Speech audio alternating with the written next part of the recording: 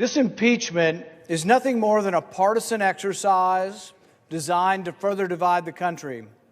Democrats claim to want to unify the country, but impeaching a former president, a private citizen, is the antithesis of unity. Democrats brazenly appointing a pro-impeachment Democrat to preside over the trial is not fair or impartial, and hardly encourages any kind of unity in our country.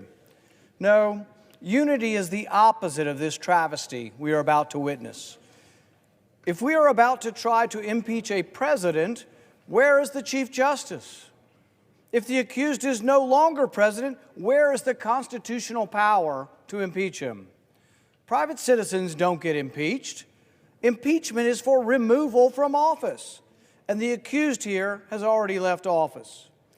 Hyper-partisan Democrats are about to drag our great country down into the gutter of rancor and vitriol, the likes of which has never been seen in our nation's history.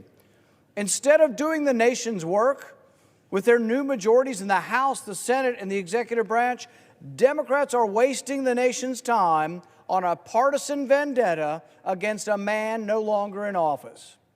It's almost as if they have no ability to exist except in opposition to Donald Trump. Without him as their boogeyman, they might have to legislate and to actually convince Americans that their policy prescriptions are the right ones. Democrats are about to do something no self-respecting senator has ever stooped to. Democrats are insisting the election is actually not over, and so they insist on regurgitating the bitterness of the election. This acrimony they are about to unleash has never before been tried. Why? Because calmer heads have typically prevailed in our history and allowed public opinion to cast blame where blame is deserved.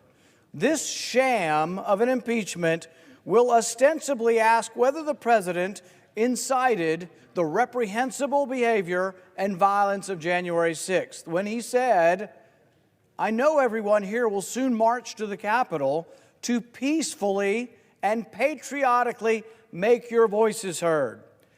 Peacefully and patriotically, hardly words of violence. But what of Democrat words? What of Democrat incitement to violence? No Democrat will honestly ask whether Bernie Sanders incited the shooter that nearly killed Steve Scalise and volunteer coach. The shooter nearly pulled off a massacre.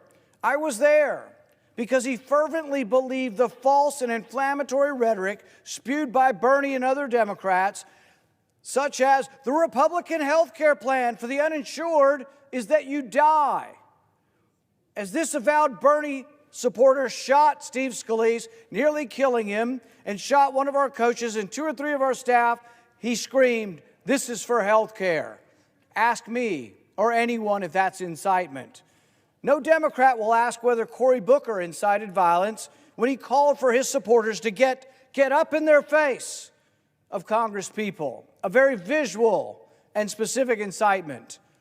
No Democrat will ask whether Maxine Waters incited violence when she literally told her supporters, and I quote, that if you see a member of the Trump administration at a restaurant, at a department store, at a gas station, or any place, you create a crowd and you push back on them. Is that not incitement? My wife and I were pushed and surrounded and screamed at by this same type of mob that Maxine likes to inspire. It's terrifying to have a swarm of people threatening to kill you, cursing at you, and literally holding you hostage until police come to your rescue. That night we were assaulted by the crowd. I wasn't sure if we'd survive even with the police protection. But no Democrat has ever considered impeaching Maxine for her violent rhetoric. In fact, Republicans, to our credit, have never once thought it legitimate to formally censor or impeach these Democrats. No Republican has sought to use the government to hold these Democrats responsible for Antifa and Black Lives Matter violence that has consumed our cities all summer, resulting in over $1 billion of destruction, looting, and property damage. Not one Republican said, oh, let's impeach the Democrats who are inciting this, because it would be ridiculous. Many on the Democrat side of the aisle cheered them on. Kamala Harris famously offered to pay the bill for those who are arrested. I wonder if she'll be brought up on charges of inciting violence for that now that she's vice president.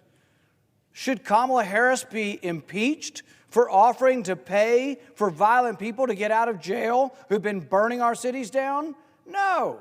And no Republican has offered that, because we're not going down the road that Democrats have decided, this low road of impeaching people for political speech. Should Republicans impeach the Democrat mayor of Seattle, who incited and condoned violence by calling the armed takeover of part of her city a summer of love? Any Republicans try to impeach her? On June 8th, the New York Post, citing U.S.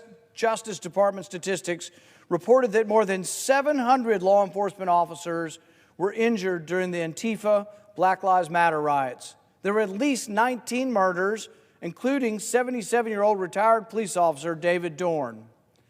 Yet Democrats insist on applying a test of incitement to a Republican that they refuse to apply to themselves.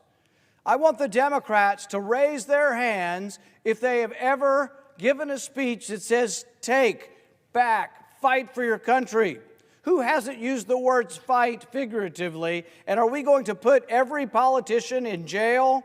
Are we going to impeach every politician who has used the words fight figuratively in a speech? Shame. Shame on these angry, unhinged partisans who are putting forth this sham impeachment, deranged by their hatred of the former president. Shame on those who seek blame and revenge and who choose to pervert a constitutional process while doing so. I want this body on record, every last person here. Is this how you think politics should be? Look, we've now got crazy partisans on the other side of the aisle trying to censor and remove two of the Republican senators for their political position. Now, look, I disagreed. I don't think Congress should overturn the Electoral College. But impeaching or censoring or expelling a member of Congress you disagree with? Is the truth so narrow that only you know the truth? We now have the media on your side saying there is only one set of facts, one set of truth, and you can only interpret it this way. Now we have 7 senators on the other side trying to expel, censor, or impugn 2 senators on this side. And I defend them, not because I defend their position. I disagreed with their position. But you can't impeach, censor, expel people you disagree with. What's this coming to? In a few minutes, I will insist on a vote to affirm that this proceeding we are about to enter is unconstitutional, that impeachment of a private citizen is illegal and essentially a bill of attainder, and that no sense of fairness or due process would allow the judge in the proceeding to be a partisan Democrat already on favor of the impeachment. A sham, this is, a travesty. A dark blot on the history of our country. I urge my colleagues to reconsider this kangaroo court and move forward to debate the great issues of our day. With that, I'd like to relinquish the last moment or two of my time to a senator from Wisconsin.